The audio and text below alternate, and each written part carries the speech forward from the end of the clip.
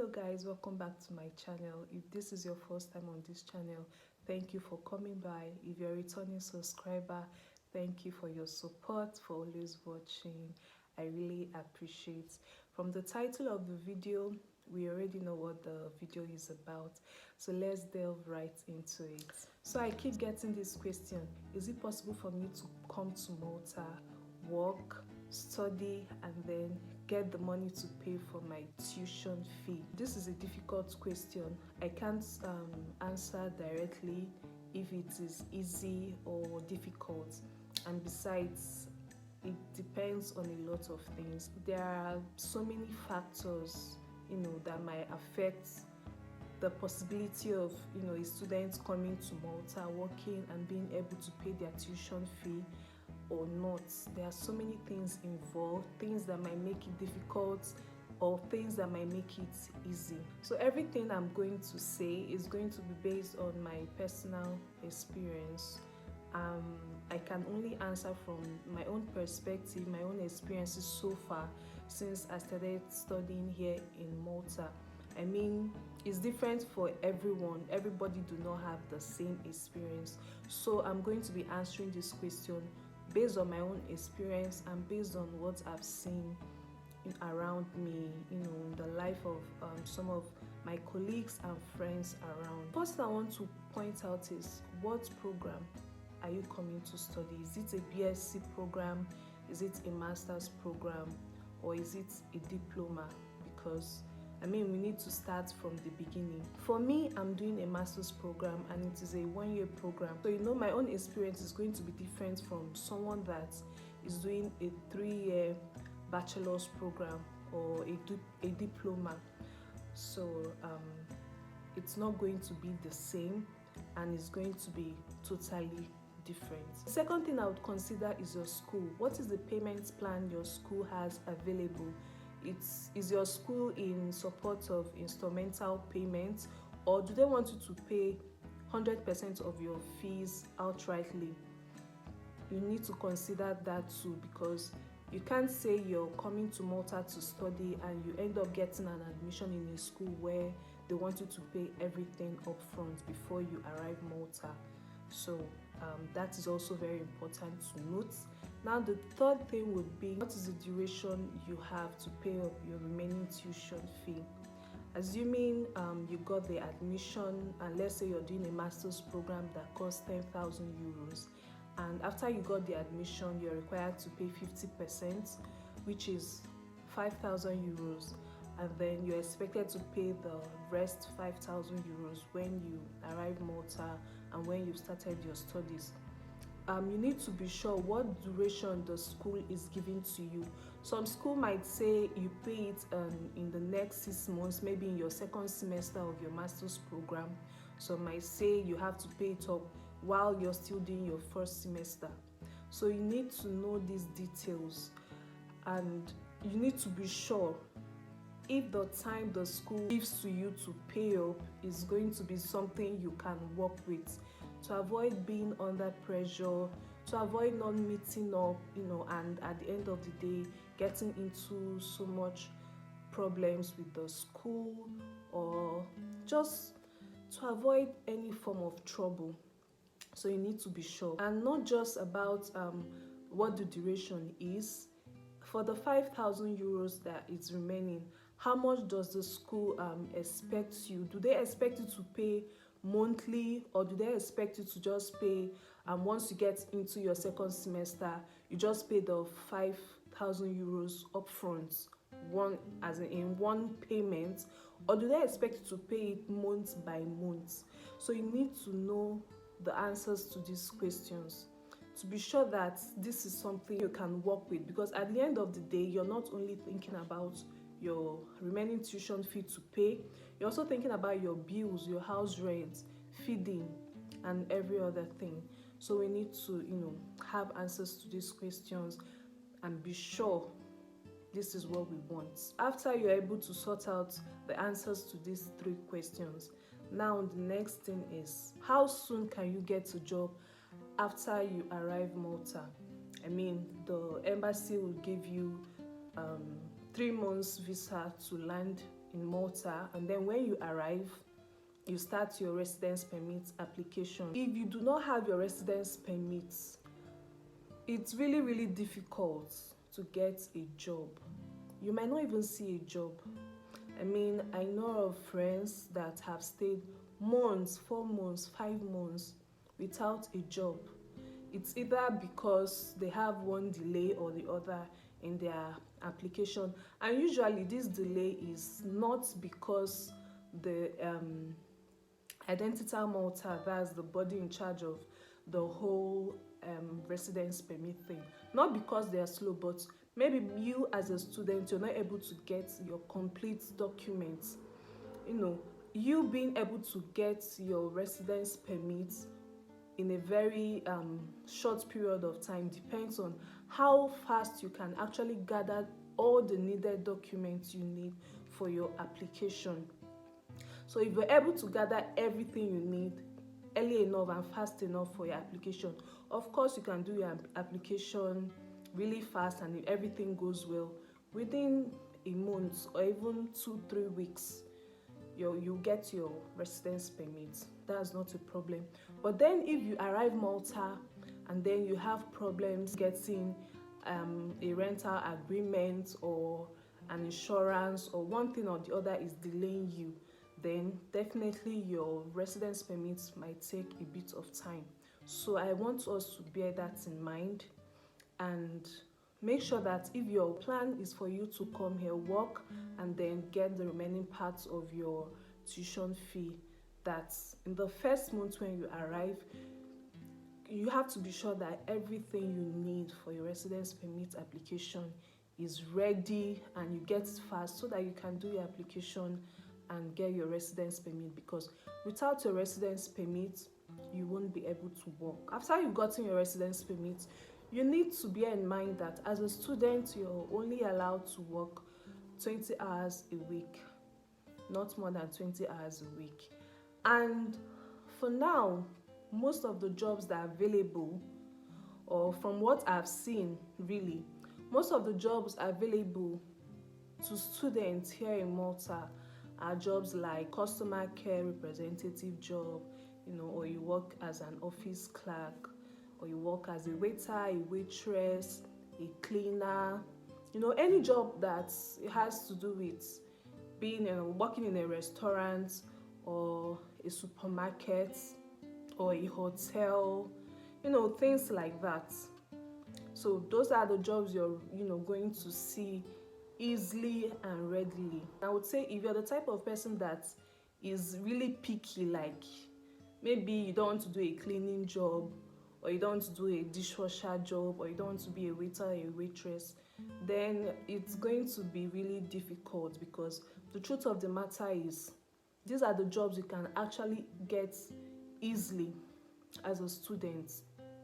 So if you can't do jobs like this, then I don't think this is for you, because this is what we have available here. And not only that, I would say the time when you arrive Malta also matters. In Malta, from what I have observed, during the summer, Malta is a tourist country. It gets really busy during the summer. People from different parts of the world come to Malta to enjoy themselves, just look at the beautiful country and all. So it gets really busy. The restaurants, the supermarkets, the hotels, that's when they hire as many people as they can, to help them through the summer, because of course there's an increase in customers and everything. You would have situations where some employers would say, oh, we are going to employ you, but please bear in mind that it's just for the summer season, that after the summer season they might be letting you go.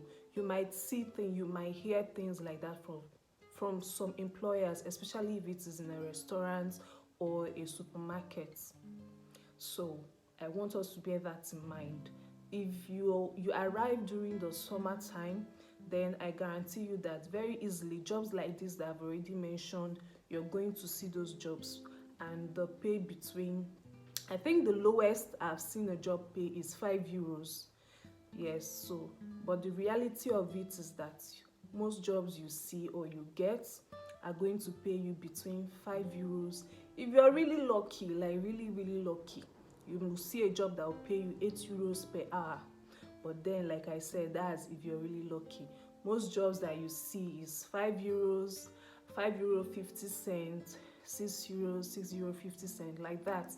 A good paying job would pay you up to 8 euros, but then it's not easy to come by. If you're really lucky, you see that. You might see 9 or 10, but it's not easy to come by those jobs. For the jobs that I have just mentioned in this field, is between 5 euros to 8 euros. I mean, 8 euros is even a good pay per hour. So I want you to bear that in mind. And if you arrive Malta during the winter time, then it's actually going to be quite difficult. That's just the truth, because during the winter most tourists have gone back to their country. There are not a lot of them anymore, so most of these restaurants or supermarkets or hotels are not as busy as they were in the summer. And of course they wouldn't want to hire more workers during this time. So you might actually find it difficult. Even after you've gotten your residence permit, you might actually find it difficult to get a job. And even when you get, it might not really pay a lot. That's just the truth of the matter. I have friends that came during the winter period, and I can tell you that it's more than 3 months, 4 months. Some of them have not gotten a job, while some, of course, they have. But like I said, everybody's experience is not the same. It's different. You might come and you're lucky, you get a job as soon as possible. Someone else might take them time. So I just want you to have this in mind, so that if you're making this decision, you know the possibilities, you know the dangers to this. So now the job is out of the way. Another thing to consider is your expenses. You need to be able to cut down on your expenses so that it can help you save. You definitely have to be the kind of person that is open to sharing, getting an apartment, sharing with someone. It could even be a bed space or a room you have to share. You just have to be open to that, because that's the only way you're going to be able to save up. Because if you're someone that is not open to sharing spaces, then it's going to be more expensive for you. And as a student, you're not even earning a lot. As a student, the jobs you see are jobs that pay between 500 euro to maybe 700 or 600 or 700 euro. If you're lucky, you see a job that pays you up to 1,000. It's possible, but it's not that easy. Assuming you get a job as a student that pays you 500, 600 or 700 euro, and then you have to pay for your rent fee is around 300, maybe other bills that comes with the rent, internet, lights, maybe sums up to 350 or 400. From the 600 euro, what you have left is 200. From that 200, you need to save up for your tuition fee. You need to save up you need to feed, of course. And you see how crazy it can get. You see how difficult it can get. So I'm just putting all this out there for us to have, an idea before we make our decision. Another thing I would like to say is this: if you have a skill, especially if you're a lady or you're a guy and you know how to braid hair, you know how to make hair, something like that, then you're going to be able to make extra cash on the side, which of course is going to help you save towards getting your part tuition fee faster. It's a skill that really pays well here. And I mean, doing a simple braiding, all back braiding, can cost as high as 50 euro and above.